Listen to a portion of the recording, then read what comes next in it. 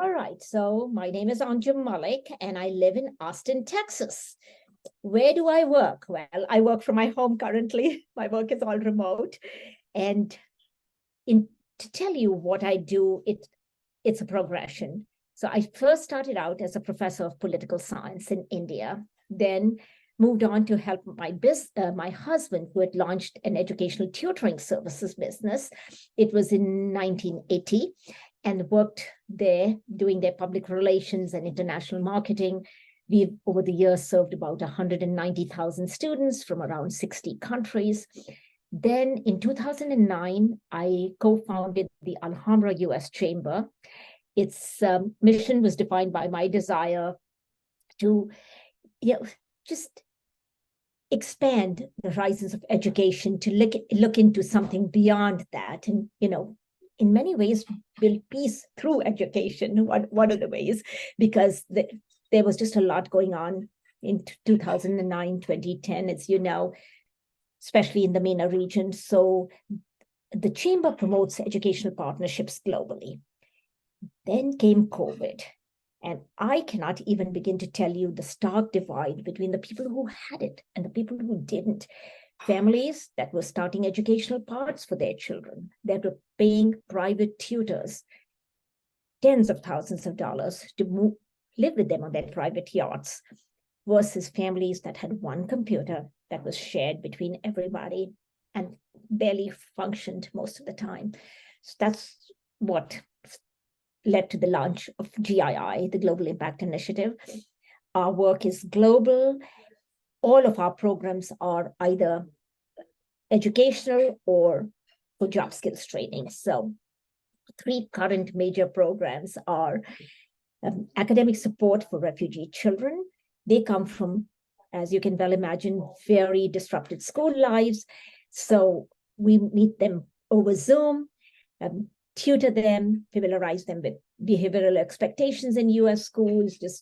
We are their mentors, their support system, offering them a home away from home, and just filling in where their parents cannot, because the parents just don't have the skill set. And the fathers don't often have the time. Many of them are doing 2 and 3 jobs. The second program is a commercial driver's license program, where we are preparing refugee men, essentially, to fill this much needed gap in the trucking industry. And the third one is a women's sewing collective, where refugee women sew, and then we've contracted with neighborhood laundromats, dry cleaning facilities. We're working on some other partnerships with some source. So those are the 3 programs. And I believe when I sent my answers early on, a few weeks ago, I had mentioned how they are helping bring peace, because, of course, most of the refugees come from war-torn nations. And just education is one of the ways, to help bring peace. So your questions were my work and the difference it has made in my life and the lives of others. Well, for me, my life has changed completely. I am not who I was, and I absolutely love what I'm doing. It's humbling, it's motivating, it's gripping. No refugee story is the same. They've all gone through hardships, but it's just very, very different. And I know your question about obstacles. Just 2 things, that both of which happened yesterday and today, will give you an idea of the obstacles we face in our work. One refugee child came to the US and went to school on Monday, which was the first day that school started, and got his questionnaire on subjects. Well, the child selects Spanish as a second language. Nobody's helping him. This 11-year-old has come from Afghanistan. The father is there, but the father can barely read. And he could have signed up for computers literacy. He could have signed up for something else, but he doesn't know. So here he is, having just come here to the US. And of course, his mental condition, you can only imagine the anxiety he's going through, new setup. Before he's even familiar with the lay of the land, he's in school signing up for a subject. Thank goodness that one of our volunteers were there and could correct it, because otherwise, can you imagine, this little fellow would have been stuck in that class. So that was one thing that happened, and we were right there, and we identified the gap, and we were like, okay, great, we fixed it. The second thing is sad. We had a young woman who yesterday lost her baby because she didn't know how to call 911. If she had called 911 and gotten the support, we believe that the child could have been saved. This is a refugee from Burma. Those are, just to give you an idea of the obstacles we face. Absolutely, we face language barriers with these people, the ability to communicate. How often do they open up, not open up with us? When do they start talking to us? How much should they share with us? What's the right time when we've instilled enough confidence in them that they know that they can trust us? All of that and all the other challenges that they have in terms of technology, travel. They don't have transportation. And Austin, Texas is particularly bad for public transportation.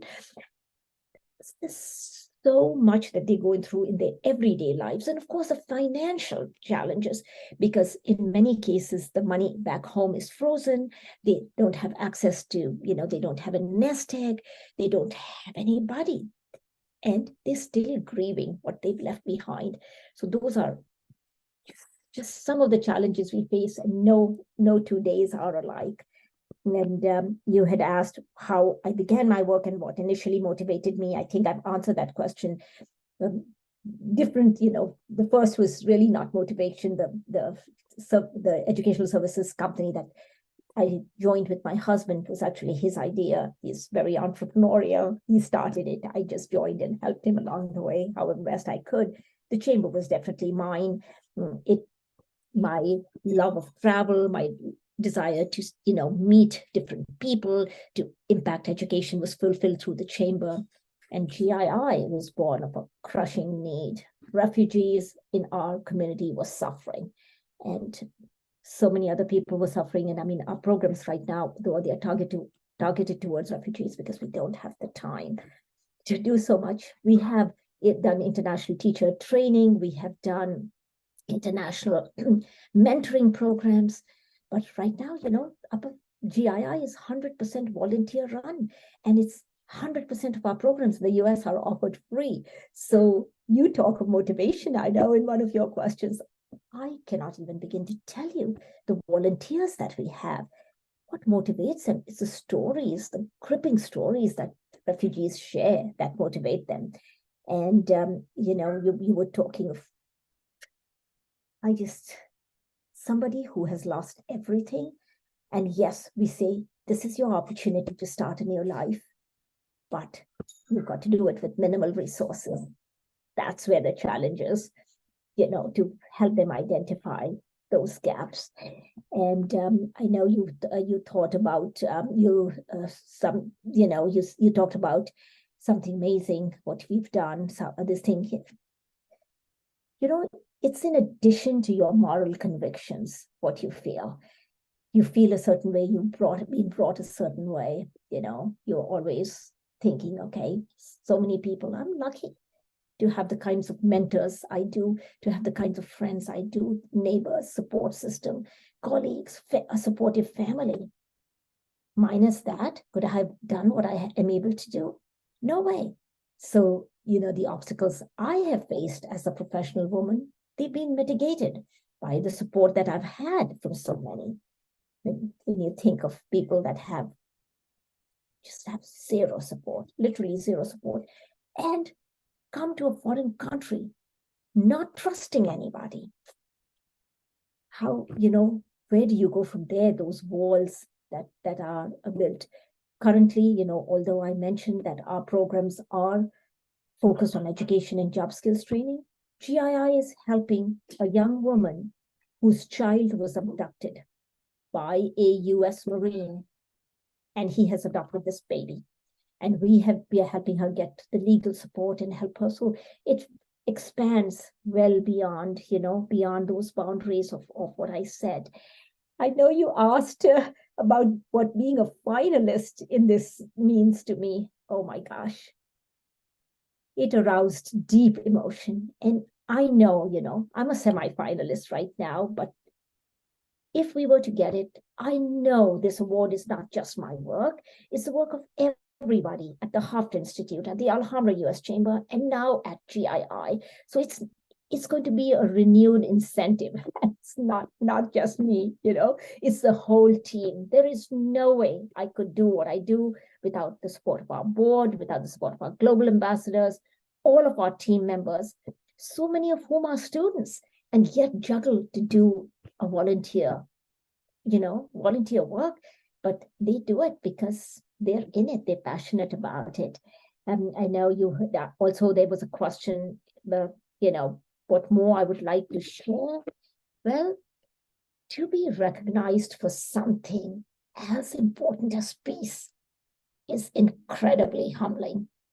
I just have no words to say. It was September of last year. I was on a panel, very grateful for that, at the United Nations, talking of peace. Education as a way to build peace. It's one of many things that you have to do, but yes, it's an important pillar of peace. And I know I have my reminder now. I have some time, so I'm happy to answer any other questions you have, and I can look through to make sure I haven't missed anything. I live in Austin, Texas, and I told you where I work. Motivation, this thing, hardships. Yeah, we talked about that. What inspires and motivates me, oh my gosh. How could you not like the stories that you hear? That's what definitely. And then being the semi-finalist and this thing. So I am happy to answer. I know we have a few minutes. I'm happy to answer any questions. If I've spoken too fast, please, sometimes it's you get so riled up with emotion, you get so passionate about what you do that, especially me, I go really fast, but I'm happy to answer any questions. And I am so grateful for your time, for your understanding, and the selection committee's time, and everybody for considering me, and especially for you to juggle so much and accommodate my 2 canceled flights, my new rescheduled flight for this interview. So thank you so much. Very grateful.